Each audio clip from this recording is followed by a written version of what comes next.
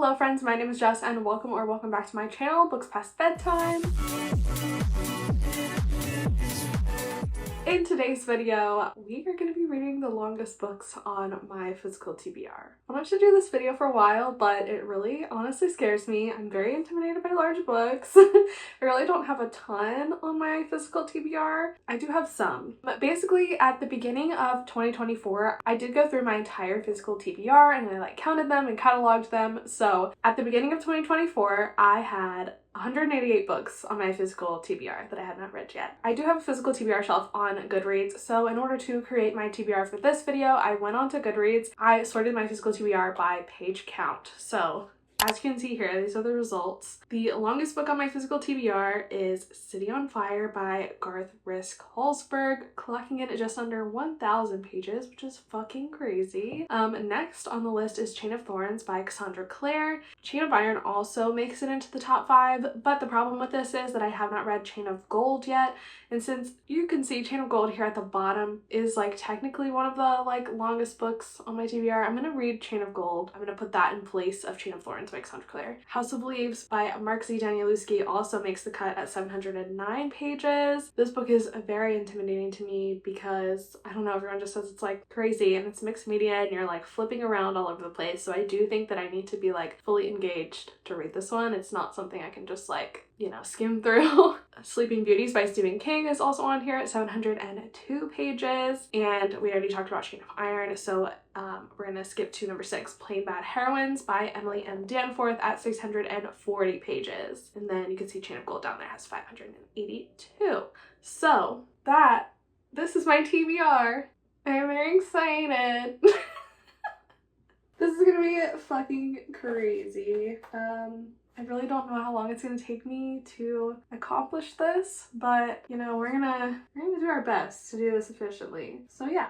Just a quick overview. City on Fire by Garth Risk Holzberg is a story that takes place in New York City in the 70s and 80s, and it involves a bunch of different characters' interconnected lives and murder and how they're all connected to this murder. Sleeping Beauties by Stephen King and Owen King is a horror story about almost feminism. I think the women in this world become shrouded in cocoon like gauze. If they're awake in the gauze, wrapping their bodies disturbed or violated, the women will become feral and spectacularly violent. So I almost think that this is kind of about female rage, which is strange, written by 2 white men. So we'll see how this goes. I think people like this one though, but this is the longest King that I have on my TBR, so. But not the longest King I've ever read, because I have read both it and The Stand, so. And then here's Chain of Gold by Cassandra Clare. I can't believe I haven't read this trilogy yet. I am a big Cassandra Clare stan. I've read everything else. But I have been hesitant to pick this one up because this is kind of the continuation of the Infernal Devices series. It is set in historical times, and I tend to prefer her modern trilogies series. I don't know, I just didn't like Infernal Devices that much. And this is about the children of the characters from Infernal Devices, so I've been kind of meh about it. But I know people love it, and I just realized that I have to wait until 2026 for the next modern series from Cassandra, so what better time to get into this than now. This one is probably least intimidating of all of these to me, because even though they're long, the text is huge and they're typically very engaging, so I'm not super worried about this one. Plain Bad Heroines by Emily M. Danforth is kind of historical and sapphic and horror, and it follows these characters who are on this movie set when crazy things start happening. And I love The Miseducation of Cameron Post by Emily M. Danforth. It's a favorite of all time for me. So this one is so different from that, but I'm excited to check this one out.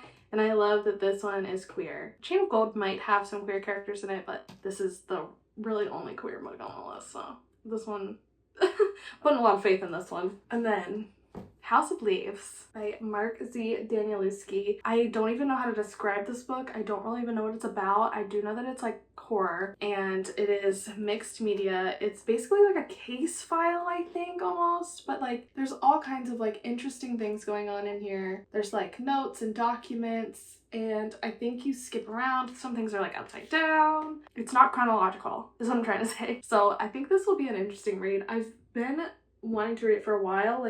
I do really like mixed media books, and so I've always been interested in this one, but of course it's always intimidated me, so hopefully this project will get my ass in gear to actually read this. Alright, and Actually, I do have a reading update. I have started City on Fire by Bertha Hallsberg.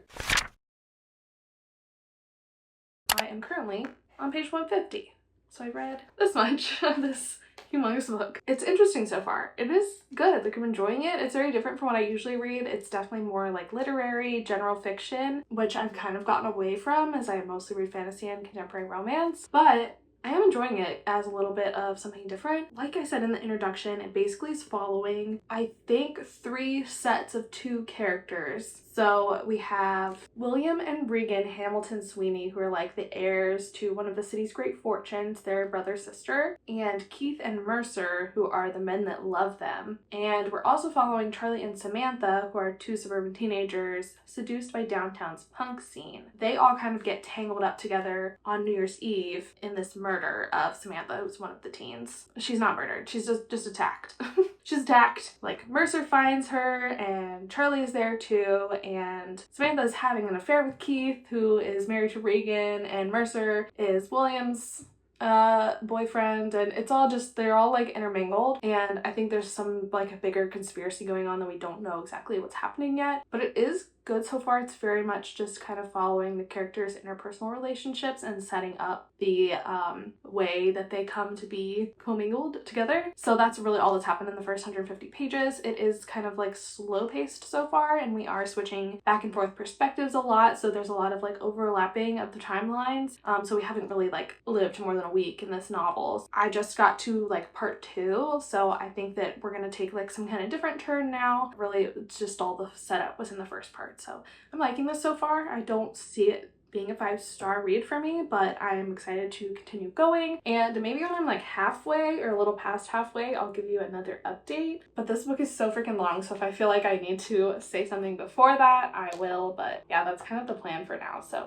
this is kind of interesting too, because it does have like some kinds of documents in it, not a ton, but it has a few, which I like, and some photos and things. It's kind of like at the end of every part there's like some mixed media stuff happening, so I do like that. I actually did check out the audiobook from the library too, and I'm kind of doing both at the same time. I find with larger books that helps me get through them more efficiently, because then, like, I don't know, it doesn't feel like so much work. Like, it feels like I can let my mind wander a little bit and then come back and I'm like, okay, you know? That's not to say that I'm not taking in the book, because I am, but yeah, I just find that doing both is helpful. This is also the heaviest book that I own. I really think it weighs like 10 pounds, so. All right, that's my first update, and I will let you know once I get into more of these, more of my thoughts.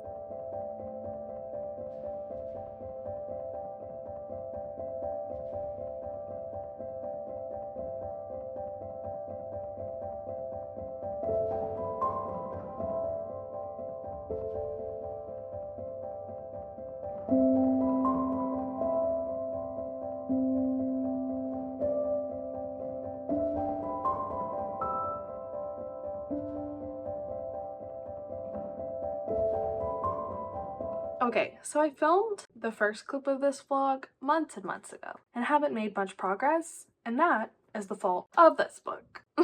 I finally made it to 65% of this book this morning, and I have made the decision to DNF this book at the 65% mark because I hate it. I've been reading it for like 3 months and not really gotten anywhere, and every time I pick it up, it puts me in a bad mood because it's so horrible and not what I want to be reading. So instead of wasting my time reading the last 400 pages, we're just gonna simply not finish this book. Sorry if that's cheating to you, but to me, it's clearing it off my currently reading, it's clearing it off my physical TBR, and I'm counting it as a win. And I do feel like I gave it a fair shake. I read like almost 600 pages of this 900-page book, and that's plenty for me. This is just too much for me. It is not the genre I like to read anymore. I don't like reading lit fic. There is no romance in this. There is no likable characters. There is nothing relatable to me. There is nothing I'm finding interesting. It is literally a book filled with like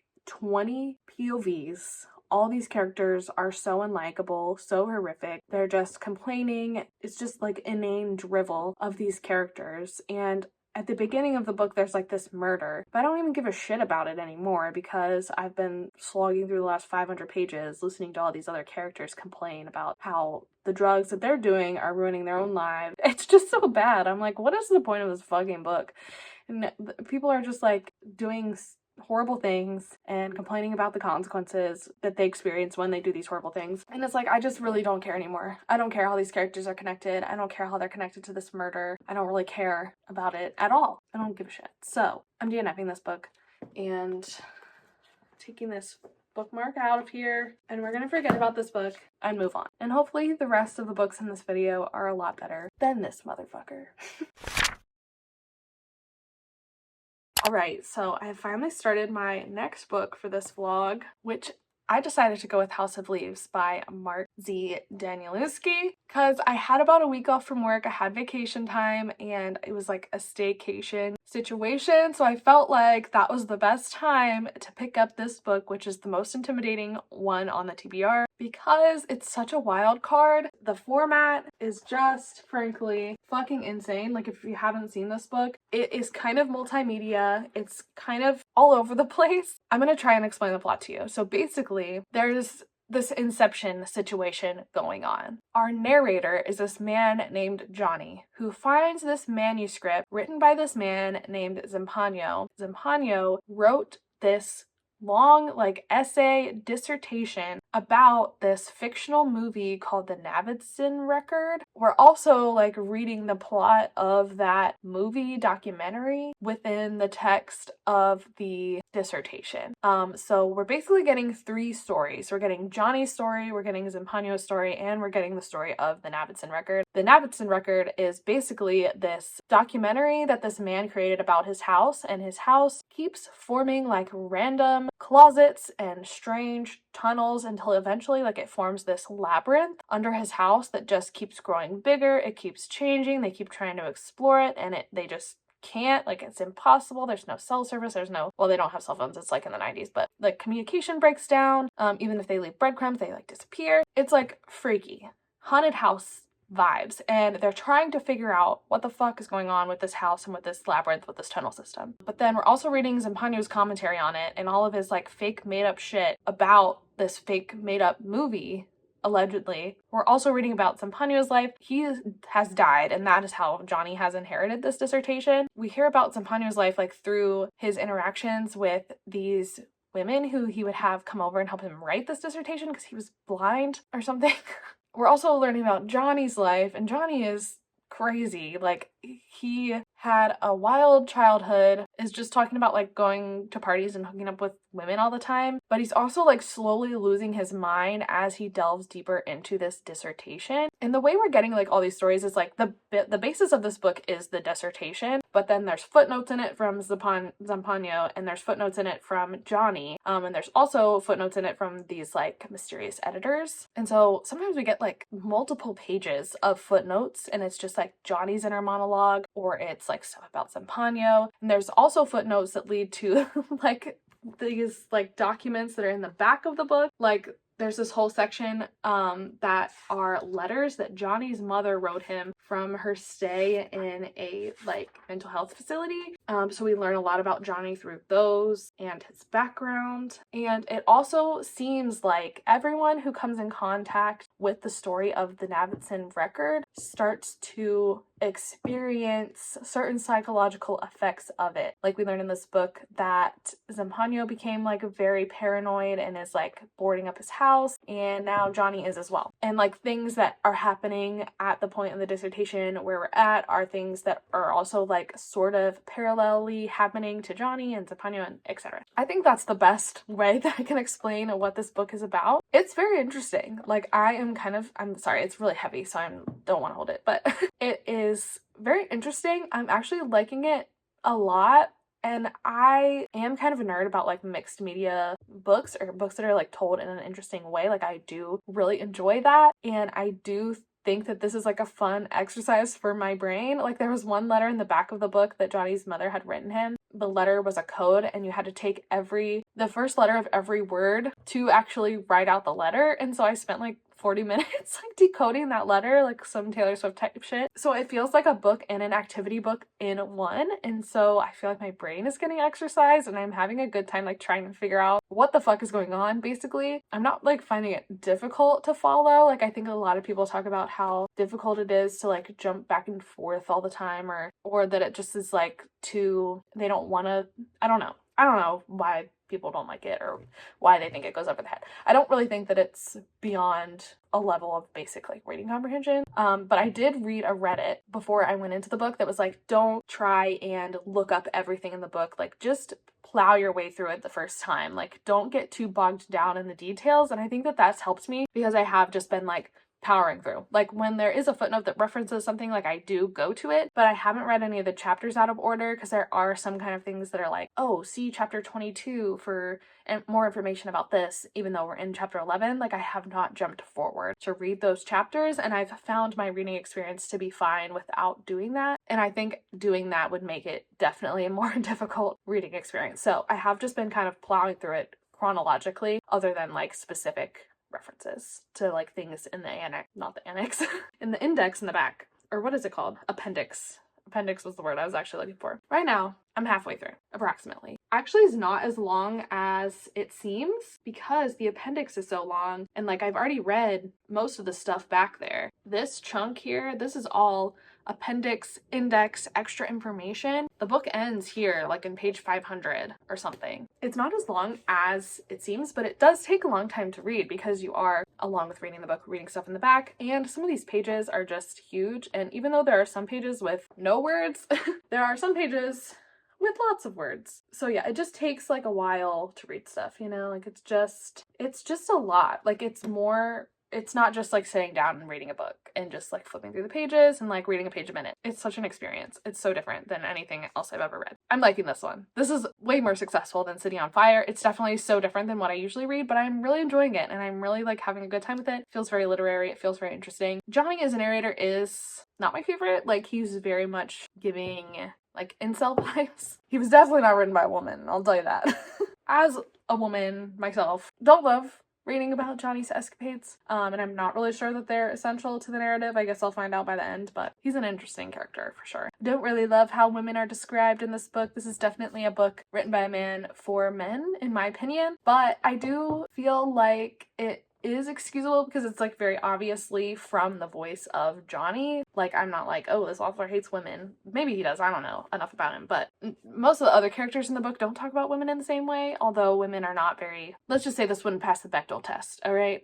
It's not gonna pass the Bechdel test. It's not a feminist book, and I do find myself a little bit annoyed by how women are talked about, but that's really my biggest complaint at the moment, and it's not like so much that I can't see the rest of the good in the book, if that makes sense. I don't know, maybe I'll feel differently by the end. Either way, I'll keep you updated and let you know my final thoughts when I finish this behemoth. I have about 200 pages left, not counting the appendix. I'm gonna go and finish it, and I will keep you updated. Okay, just from the future is here because I realized when I was editing that I either never filmed a Final House of Leaves clip or I have lost the footage. I'm not sure which one it is, but either way, I don't have it. So we're gonna talk about it right now.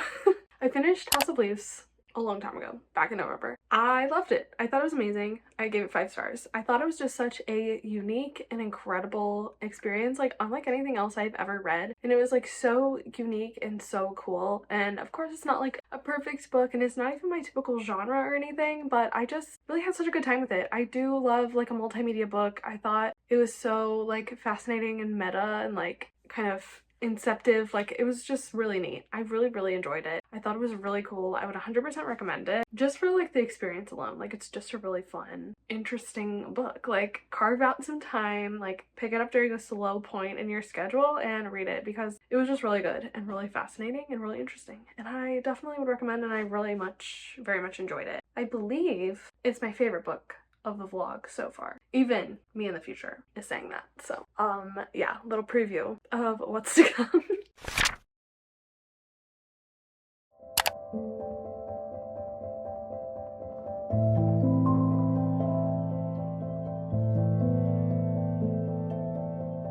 Hello, I haven't updated this vlog in so long. This vlog is taking me so long. I'm just so bad at prioritizing reading the longest books on my TBR, and that's why we have to be doing this.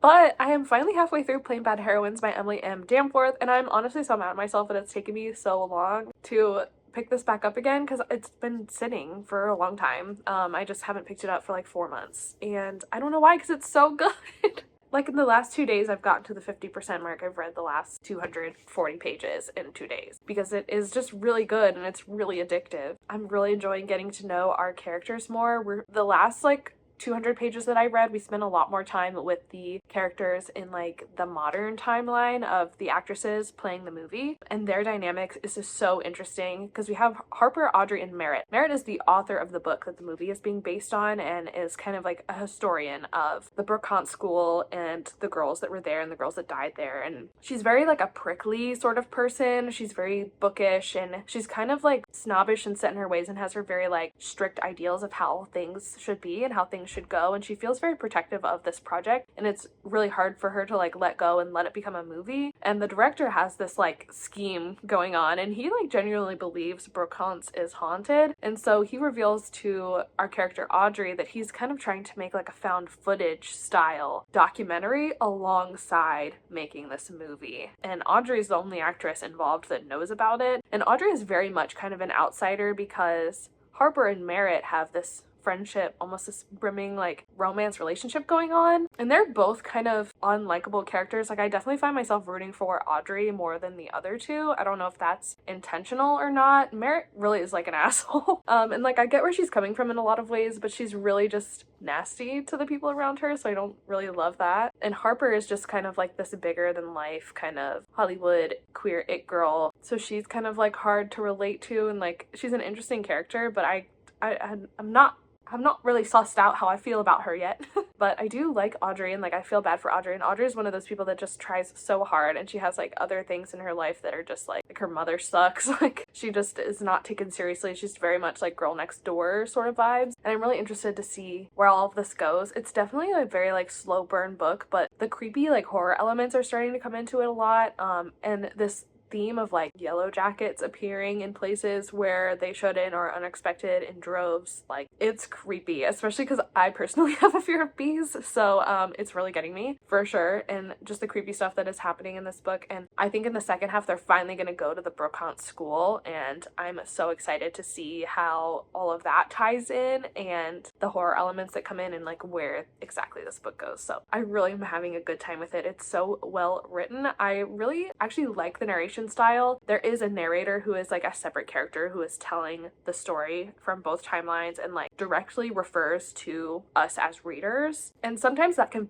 make you feel kind of like removed from the story and removed from the characters, but I feel like it's so effective in this book. Like I feel like it's just done really well, and it brings like another level of humor and levity, but also like scariness to the book. I don't know, it's just really successfully done in my opinion. I really enjoy it, and the narrator is really interesting, and I like it a lot. So yeah, this is like a very expertly crafted book. I'm having a really good time, and I'm really excited to finish it out and see where it goes. And I'm so sad it's taken me so long to read this book, but that's why we're doing this. So very much looking forward to finishing this one, and once I do, I will let you guys know my final thoughts and my final review.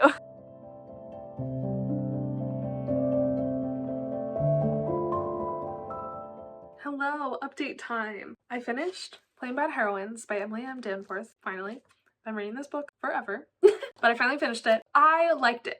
I thought it was good. I think I probably am gonna settle on a 4-star rating because I did really enjoy it. I liked the characters. I thought the story was interesting. It did freak me out a little bit. I really loved how intricately it was all woven together, but I do feel like the ending kind of let me down.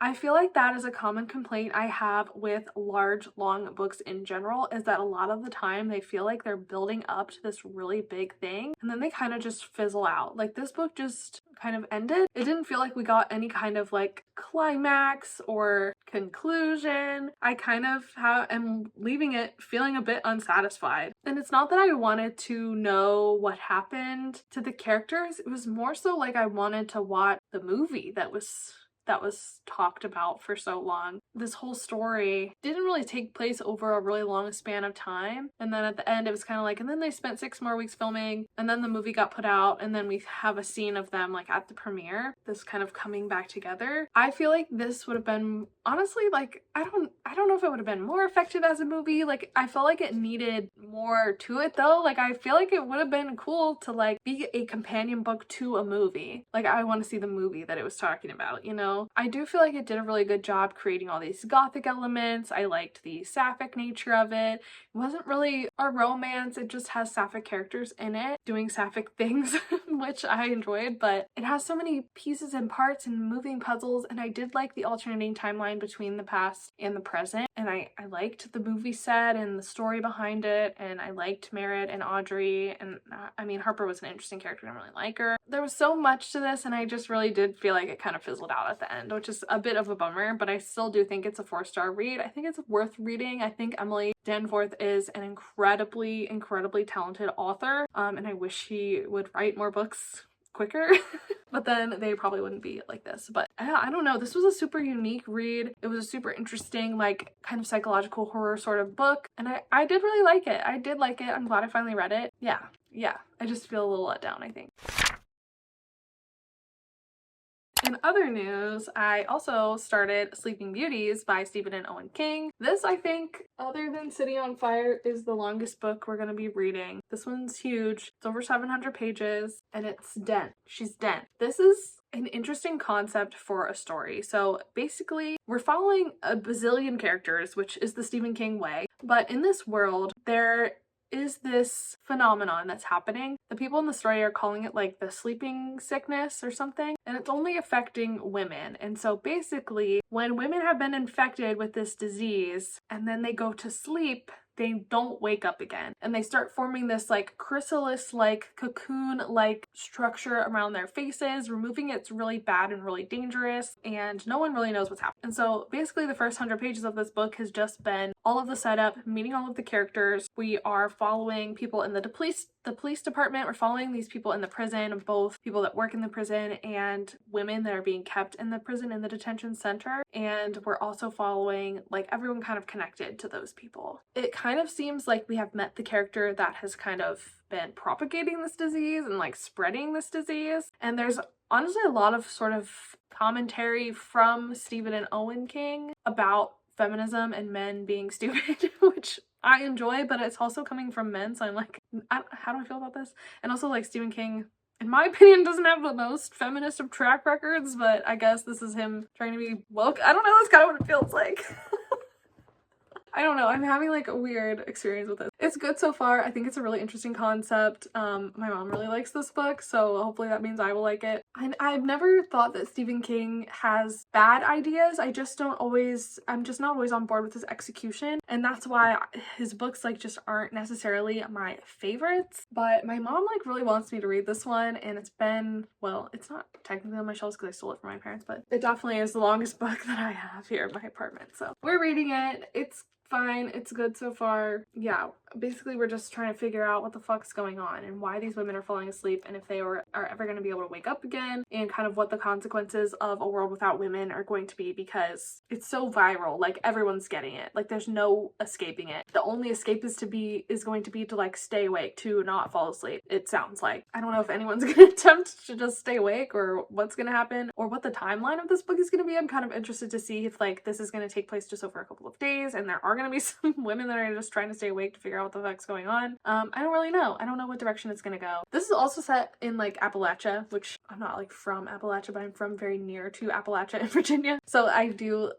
think that's super interesting. I love books that are set there because I'm so familiar with it. So I do like that aspect of it too, and it is interesting because it's all these people that are like, oh, we don't live in a big city, like we're safe from this stuff, we're insulated from this stuff, but it's like happening to them too. And it's kind of this like rough and tumble kind of place. So I don't know, it's an interesting setting. It's an interesting book so far. It's an interesting like concept, and I'm excited to get deeper into it because it's just been very surface so far in the first 100 pages because Stephen King takes forever to get to the fucking point and there's so many characters, but we'll see. I can't imagine I'm gonna love this book, but who knows? Maybe I'm wrong. Maybe I will love it. We'll see. We'll find out. I'll let you know.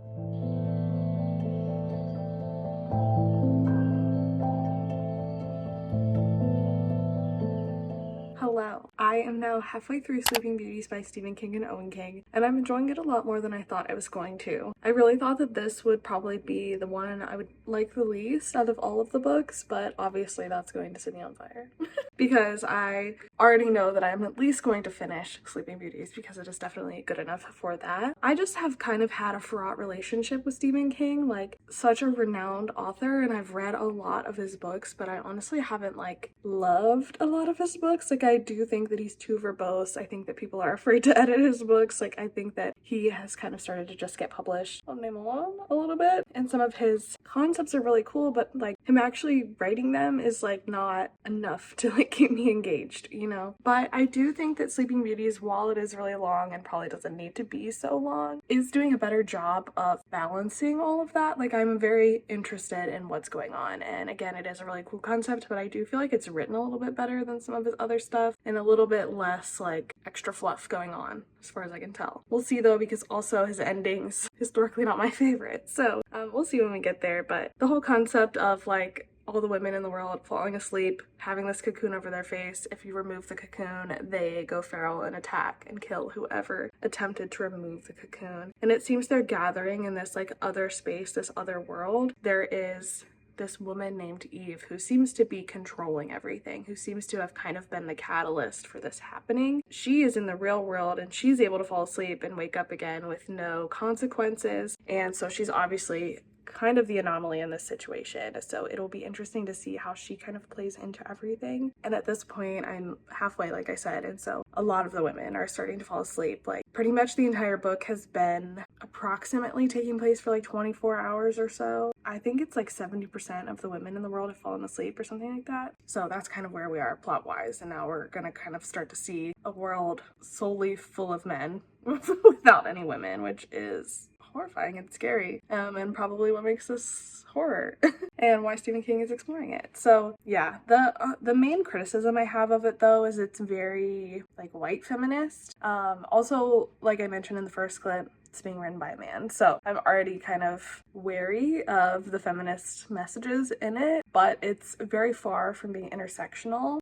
It does seem like the sleeping sickness affects women of all races, but there is not really any discussion of how it's like affecting women of different races differently, or if it is, it's really the races of the women are hardly ever mentioned. And of course there's no mention of what's happening to trans women or how that is playing into anything, and of course as like a queer person, that's what's going on in the back of my head. So yeah, I'm really interested to see where it goes, and I am really liking it despite those criticisms. Like I'm just reading it with a bit of a critical eye, you know, towards those things. So we'll see how it works out in the end, and I am going to keep reading. I'm enjoying it. I think it's probably going to be in the 3-4 star territory depending on the ending. I guess it probably could be a 5-star. I don't know. I don't think it could be a 5-star just because of those criticisms I mentioned, but that's the thing. I'll talk to you once I'm finished. Hello, I finished Sleeping Beauties a few days ago, and so let's kind of discuss it, break it down. I feel like a lot of my feelings from the first 2 clips still apply. I don't know if Stephen King and his son were the people to tell this story. Like, in the end, I really enjoyed the concept of like this random disease that's making all these women fall asleep, and if they're disturbed, they attack and then go back to sleep, and then they're also experiencing this other timeline in a world that has no men, and they're given this choice of if they're gonna stay and recreate this world or if they're gonna go back to the original timeline, which we're also seeing what's happening in the original timeline with the men freaking out on how they're going to run the world without the women, trying to figure out what's going on. I could not suspend my cynicism, I guess, while I was reading the book that should a white man and his son really be writing this story? It really just lacked intersectionalism. Didn't super enjoy, like, there was characters of different races in it, but it didn't really discuss how different people were being affected differently, or if I don't know. And there was no mention of transness. There was some like mention of queer women. She ended up randomly falling in love with a man, which not how I would handle it. very odd. And I think that it bothered me more because there honestly was a lot of like political grandstanding happening, and it like wasn't stuff that I disagreed with, but it was still stuff that I was like, why is this in the story? Especially if we're not like taking this in any kind of, we're not really committing to the leftist direction. We're just gonna talk shit about Donald Trump, which yeah, he's an easy shot, obviously, but I don't know. It was just like, I couldn't get over my cynicism. I'm like, a man shouldn't be writing this story. Especially with the ending. I was like, of course this is how they would end it.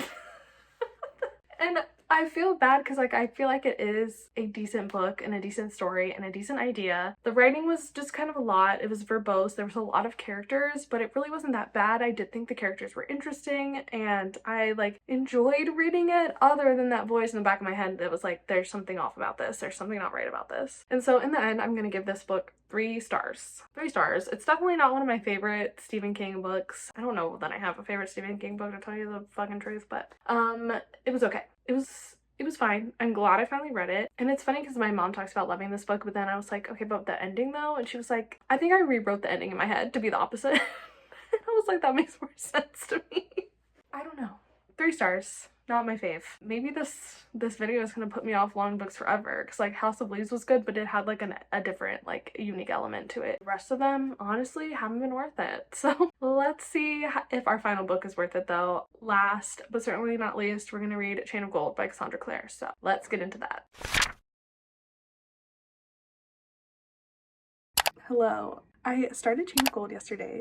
This is my last book for this vlog, which is crazy. This vlog's taken me like a year. I'm not gonna lie, because I am such a procrastinator when it comes to reading these long books. They are just so intimidating to me because historically I don't always find them worth it, you know, like as we've seen throughout this vlog. Like I found some good books, but they haven't been all favorites, and I feel like that's kind of typical with long books for me. So we'll see if Chain of Gold can break this lack of well, House of Leaves was 5 stars, but will be another 5-star. So I started it. If you didn't know, Chain of Gold is the first book in Cassandra Clare's second Edwardian series, and it's following the kids of the characters from the Infernal Devices series. The Infernal Devices series was not my favorite. I didn't love it. I prefer the Shadowhunter books set in the modern world. I'm not quite sure how I'm feeling about this one. It's been so long since I've read a Shadowhunter book, and there are so many characters. I feel like I need to look up like a family tree to have while I'm reading to follow along, because I'm honestly quite confused by how many characters there are. I will say that it seems like the kind of main characters are Lucy and James, who are Will and Tessa's children.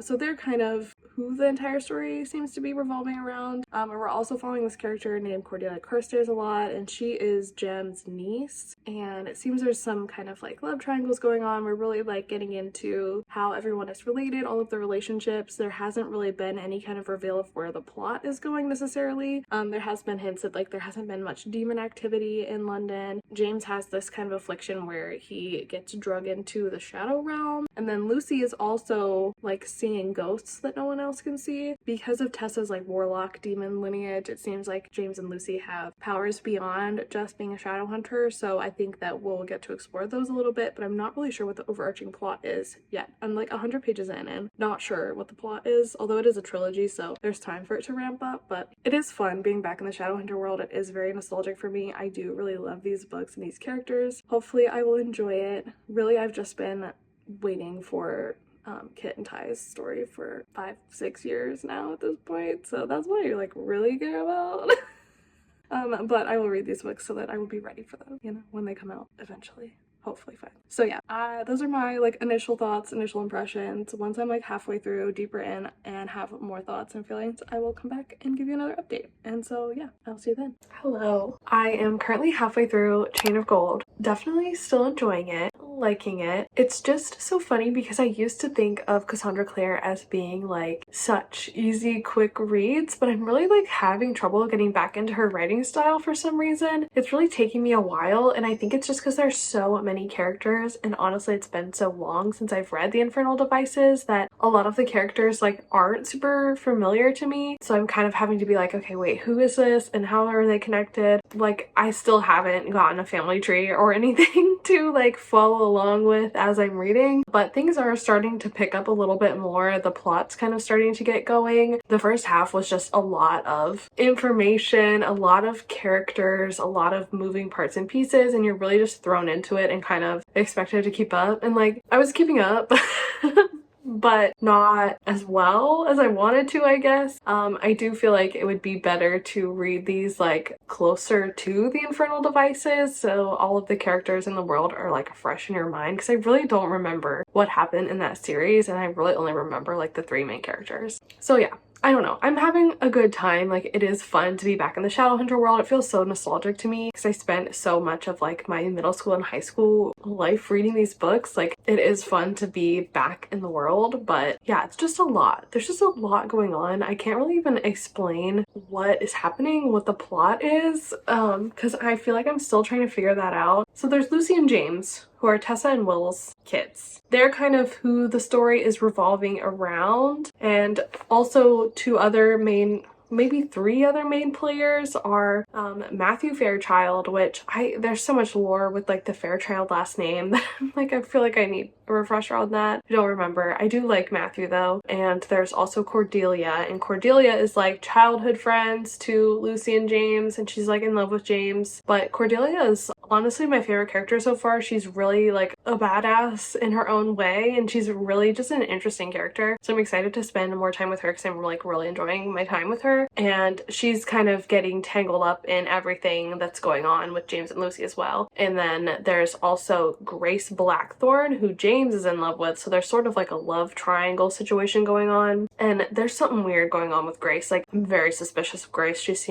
Something seems off there. Something seems really off, and I don't really know what's going on with that. So there's those, I would say, are like the 5 main characters, and then there's also like quite a few other people milling about. Cassandra Clare is very like character based, so there's a lot with the characters interactions, with their relationships with one another. And then I think the overarching plot has something to do obviously with fighting demons and things. James and Lucy have unique powers because their mother Tessa is a warlock, and so James can kind of go into the shadow world, go into where the demons come from, where they live, I guess. And then Lucy can see ghosts, and so Lucy is seeing this ghost who is related to Grace Blackthorne, and that's a whole thing. And then James is like getting drugged into the underworld a lot, and he's like doesn't know what's going on with that, and he's like they're both kind of trying to hone their powers at this point. And there seems to be like a lot of demon attacks happening in London where there hadn't been some for a long time. So I don't know, there's all these moving parts. That's it's so hard to explain like what this book is about, because I feel like we haven't really even got going into what it's about. So yeah, I'm having a good time. Like I said, I think Cordelia is probably my favorite character at this point. It's not really feeling like a 5-star read to me, but I could see it being a 4-star read, so I think that's kind of maybe what I'm anticipating. But we'll see what the last half of the book does for me. I'm excited to finish it out and see where everything goes, see where everyone ends up. I'll be done with this vlog. I will have read the 5 biggest books on my physical TBR, so I'm very excited about that. Such an accomplishment. But I am gonna go finish this book, and I will be back with my final thoughts here shortly. Hello, I finished Chain of Gold, so let's wrap it up. The last half of this book got really good. It got really good. It got really exciting. There was a lot happening. There was a lot of moving pieces and parts, and the ending just left on this like brutally painful kind of note, but also like sort of happy, but also just like so anticipatory of like what is next, that I feel like I do want to read the next book immediately. It had a really good ending. It had a really good ending that makes me want to keep reading this series and makes me like feel so deeply for all of these characters. And like part of me almost wants to give it a 5-star at the end, but I do feel like it's a 4-star because the first half was really slow and difficult to get into. I think there was just too much going on, too many characters, kind of like information overload, information dump. But I did finally look at a family tree, and I feel like that helped me like arrange everything in my mind a bit more too, because I was just getting confused with all of the different last names and all of the different characters, and it makes more sense in my head now, like where everybody goes and how everybody is connected, and like who in the like original City of Bones series is descended from these characters. Like I like knowing that, because like Jace Herondale's a direct descendant of the main characters, and like Clary kind of is in a way as well, and obviously Alec and Isabel Lakewood as well are in there, and like all of the characters from the that other series that like Julian and Emma and Kit and Libby and all of them are also descended from all these characters. So I feel like that helps me arrange things in my mind too, and just gave me like a refresher of the Shadowhunter world. So I feel like I'm a lot more in it now. I feel like I'm in it. I feel like I'm ready to go. I'm ready to read the rest of the series. So I am glad that I finally read this first book, and I'm glad the series is complete so that I don't have to wait for anything. And it really has reignited my excitement for the new series that's like set in modern day, because that's the one I'm like was really excited for originally, even like back in the day as soon as I finished the series about Emma and Julian. I don't remember what those books are called. What are they called? Who knows? It's literally been so long since I read them. I think I read them in 2018 or 2019. Like, it's been a long time. I did really like this book in the end. I love Cordelia. I love James. I'm keeping my eye on Grace Blackthorne. I love Lucy. I love Jesse. I love Thomas. I feel so much for Alistair. Like, I love everyone. I am so happy with this book, and I'm glad that I finished with it because it really was so good in the end. It definitely was so much more, like, kept my attention and made me feel things in the last half of the book. So I am very happy about that. 4 stars. Now we've made it to the end of the vlog. Let me do kind of a quick wrap up and ranking of all of the books that we read. I'm gonna go in like order from least to most liked. So my least favorite book that I read in this vlog was City on Fire by Garth Risk Holzberg, which is the first book that I read in this vlog. I did end up DNFing that book at like 65%, I believe. It just was not for me. It was too much going on and things that I didn't care about, and it was just really slow and really difficult to get through. And so what was the sense in putting myself through like 400 more pages of torture for something I wasn't enjoying? There was no sense in it. So DNF'd that one, and definitely my least favorite. That was so long ago to it. That was literally like last summer. I've been reading these books for a year. I'm not very good at prioritizing things, and that's probably why some of this footage of this vlog is lost to time. It's gone. I don't know. I don't know how this is gonna turn out. Hopefully it's okay. Anyway, I think then I would probably put Sleeping Beauties by Stephen and Owen King in my ranking. This was like a 3-star book. I felt like there were aspects that were good. Like, it was a very like immaculate story.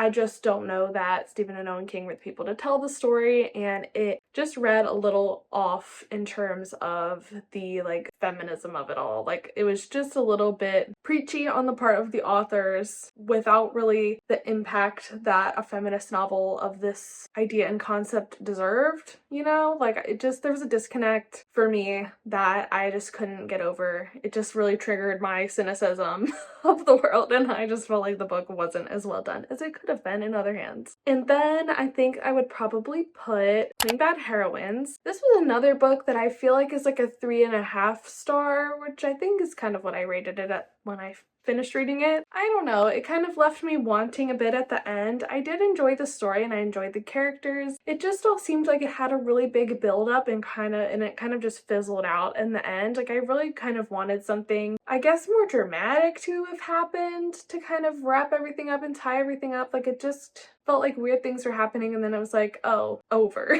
I feel like too, our like relationships between the main characters kind of ended on a weird note. There was like an epilogue that kind of wrapped things up, but I felt like the part at the house just ended like rather abruptly. And as like a horror gothic kind of novel, I think I wanted more. Like, I felt like that atmosphere was building, but it didn't like crescendo to a climax, if that makes sense. It just kind of went instead of like, you know, it was okay. It was okay. 3.5 stars. Like, I enjoyed it.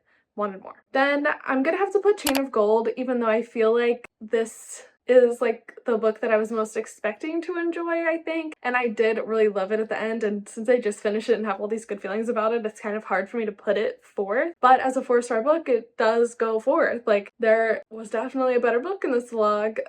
This one just feels more traditionally what I like. Like, I like character-driven stories. I love romance. I love seeing characters interact and the relationships between them. The like fantasy plotline in the background definitely doesn't hurt things. things, that's typically the kind of book I love to read. And I think Cassandra Clare is probably most likely partially to credit for the books that I love, because she really helped me develop my taste as a kid. I just loved and ate up every Shadowhunter book I ever got my hands on when I was younger, and I feel like that is really part of my love for character-driven stories, romance-centered stories with action and adventure and fantasy in the background. Like, it just perfectly, even to this day, still fits the tea of like what my reading taste is. So I do really love these books, and it was fun to be back in the world. And so Chain of Gold is definitely one of my favorites that I read in this vlog, but I do have to give position number 1 to House of Leaves by Mark Z. Danielewski. This was just like, I feel like an objectively amazing book. It just was so cool. It was so well written. It was such a monumentous feat of fiction. Like, it was just incredible. I couldn't even imagine what it takes to like